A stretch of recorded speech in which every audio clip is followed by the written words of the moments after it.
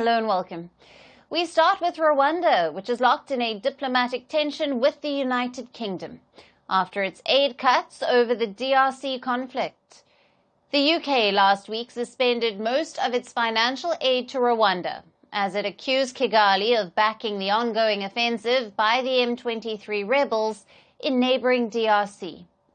But Rwanda is now reminding the UK that it owes it money in more than one way. Kigali is demanding around $64 million from London for a scrapped migrant deportation deal. Now, the deal was signed and was in process under the previous Conservative government in the UK. London's plan was to deport asylum seekers in Britain to Rwanda.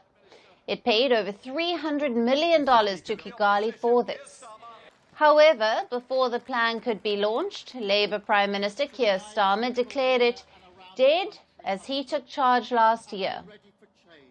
Rwanda said it would not return the money it received for the plan, and now it demands around $64 million more. This demand comes as Kigali called the UK's aid cut over the DRC conflict a breach of trust and punitive, and pointed to the abandoned agreement. But the UK has refused to pay any more money to Rwanda.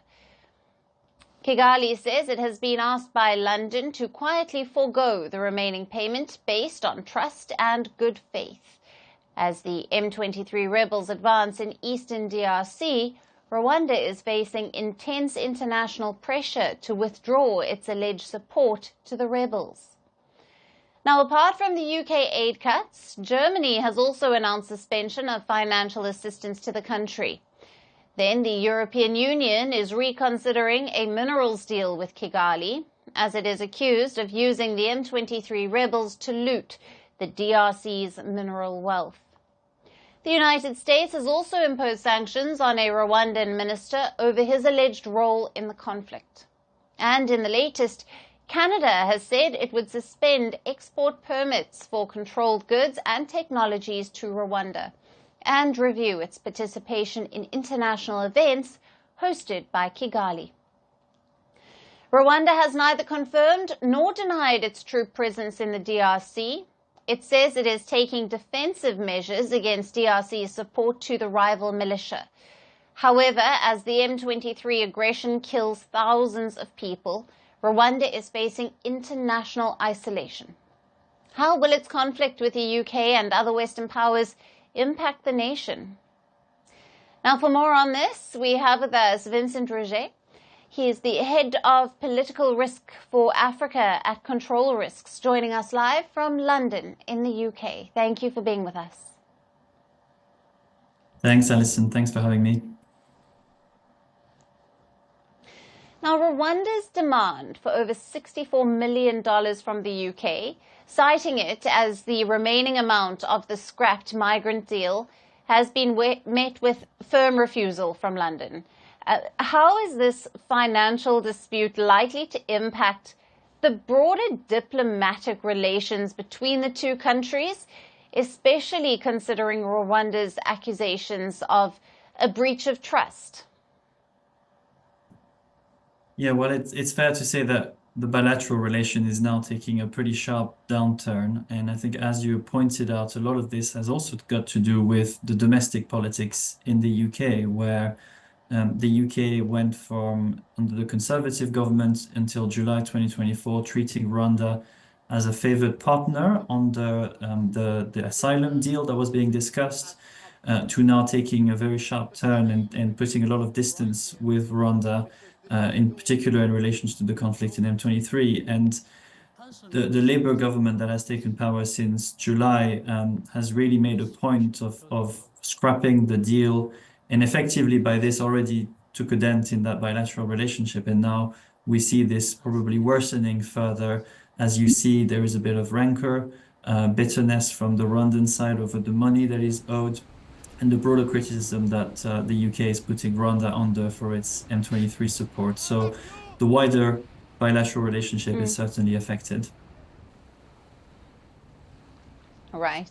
And Vincent, the UK's suspension of aid to Rwanda over concerns about its involvement in the DRC conflict has, as you've mentioned there, further added strain to bilateral ties. What implications could this suspension have for Rwanda's economy and its regional influence? And how might Kigali respond to this pressure diplomatically and strategically? Yeah. So in the last few weeks, we've seen that diplomatic pressure gradually start building up on Rwanda and starting to hit at some of the aid revenue that Rwanda gets from various donors. And that aid dependency has been one of the points of leverage that Western donors tend to have on Rwanda. The dependency on aid has declined, and we shouldn't overstate it. Also, we should flag that, yes, the UK, Germany, and a few others are starting to withhold some aid money, but that hasn't been unanimous yet. And so we're not in a position yet where the Rwandan economy is really hurting from these aid flows, but they are starting to bite. And beyond this, there is a second aspect of that pressure, which is that they're increasingly putting on the pressure the soft power that Rwanda is trying to build as a host to various international events, and the business model that is trying to develop around a host to sports competition, tourism, and so on. That could change the calculation of Rwanda in the next few weeks in relation to M23. It's probably not enough to force a complete withdrawal of M23 from Eastern Congo, but it might be enough at least for a pause or some kind of temporary ceasefires into this conflict. And with the collapse of that migrant deal and the rising tensions over the aid suspension, what are the potential risks for the UK's broader strategy in Africa, particularly in maintaining alliances and countering the growing influence from other global powers such as Russia and China? Yes, so the UK, since the appointment of the Labour government last year, has tried to do a bit of a reset on its approach to Africa and bring a bit of a revitalization of what has been a steady decline in its influence in the region. So we've seen efforts at building a new strategy, at re-engaging with some of the leadership in Africa. The tussle with Rwanda puts a bit of a brake on that aspect, shouldn't be overstated either. Yes, Rwanda has some allies in the region, but we don't expect a massive diplomatic blowback for the UK by these suspensions in Africa. I think probably a bigger question is the recent announcement of the UK cutting down some of its foreign aid assistance to redirect that to defense spending. That probably does a little bit more harm to its soft power and its efforts to build ties with African countries. But the general story in the background is there are some genuine efforts on the part of the Labour government to re-establish and revitalize ties with the continent. Vincent, thank you. As always, great to have you on the show. Thanks for being with us. Thank you very much. Merci beaucoup. Hi, how are you? Very well, thank you. Thank you for being here. Namaste, Mr. President. Bharat Kelogon, Komeri Namaste. How many people generally follow you in interviews? Typically in a month, we have viewers up to 150 million. That's more than twice the population of France.